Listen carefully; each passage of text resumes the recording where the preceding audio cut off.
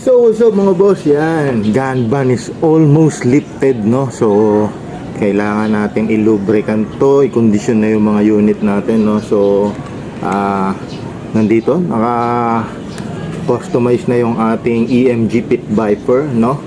John Wick 4. Ano yan, TTI unit, no? So yan, so gagasap tayo. So, meron ako ditong tatlong magazine. So, ito yung ginagamit natin sa mga laro, no? So, yun yung gagawin natin ngayon. Try natin, no? Kasi syempre, matagal silang na-stock. And yun, gamit natin is 0.23, no? Na BBs. Yan, shoutout sa mga naka-subscribe sa atin, no? So, yun. Makakapaglaro na tayo ulit ng malaya. Kasi, yun nga, bukas, wala nang gun ban, no? So, load out tayo. Load natin ng BBs. 0.23 BBs gamit natin for tuning, no? So, kagabi, kinostomize ko or inayos ko yung aking unit, no? Yung aking Pit Viper. So, EMG Pit Viper. Pinayos ko. So, tingnan natin kung okay ba siya, no? Kasi pinagpalit-palit ko ng parts yung dalawang unit, no? So, gas up tayo.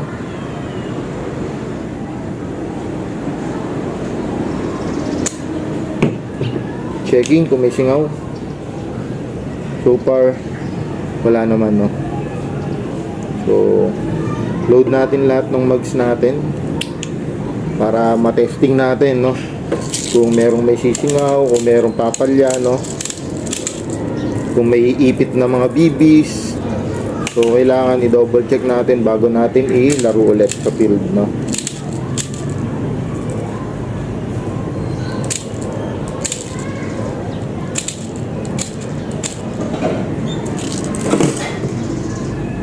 So, STI magazine yung gamit ko, no?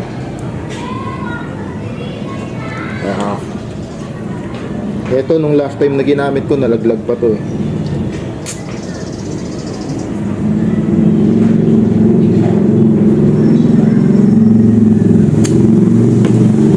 Checking kung may sisingaw. So far, wala rin. So, that's 2. And ito yung original na magazine niya, no? So ito yung original magazine. Check din natin to. Napakalupad, eh. Check din natin to ng big. So this is high kappa magazine, no? From EMG. Yung dalawa ko is STI magazine niya.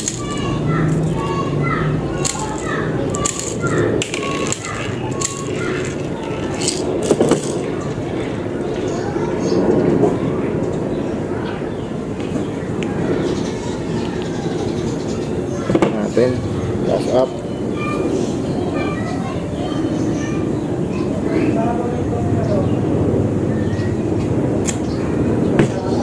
Checking kung may sisingaw. Wala naman so far. So wala naman sumingaw, no? So try muna natin sa stock magazine, no? Yun. Ignoring nyo. Yun yung target natin. Yan. Distance between the target and ito yung sa akin is mga nasa 8 meters, no?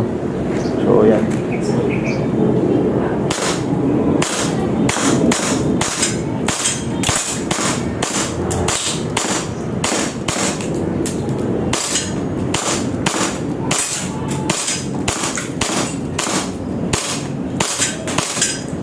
Medyo palyado na tayo, no? So try natin.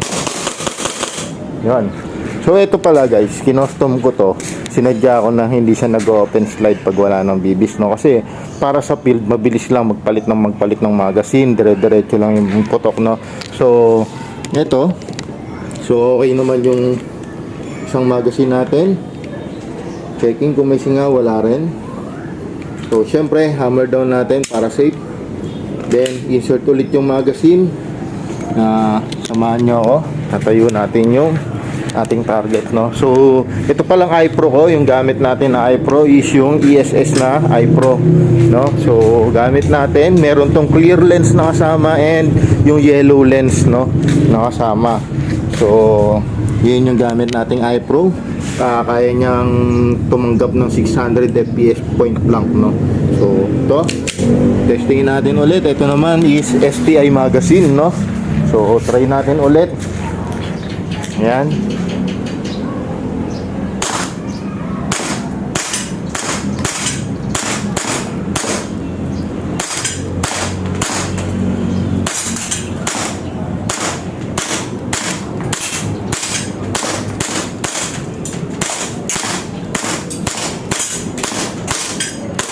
Tibay nung isa na yon. So, palyado na tayo, no? Although di ko makita gaano yung ano, kasi nga hawak ko yung camera. So, hindi ko makita gaano. Oh, although bago maubos yung isang mag natin, naman natin, no? Naubos naman natin yung target, no? So, syempre ulit i-reset natin. Hindi ko na kinabit yung tali. Hindi ko na inano yung tali. So, re-reset natin ulit. Yan, ito yan. Okay. Na-reset natin yung target. So, load natin another magazine, no? Para ma-test natin ang buo, no? So, yan. Full rounds of BBs, .23 BBs. Okay. Ready to shoot. No? So, ay ulit. Yan.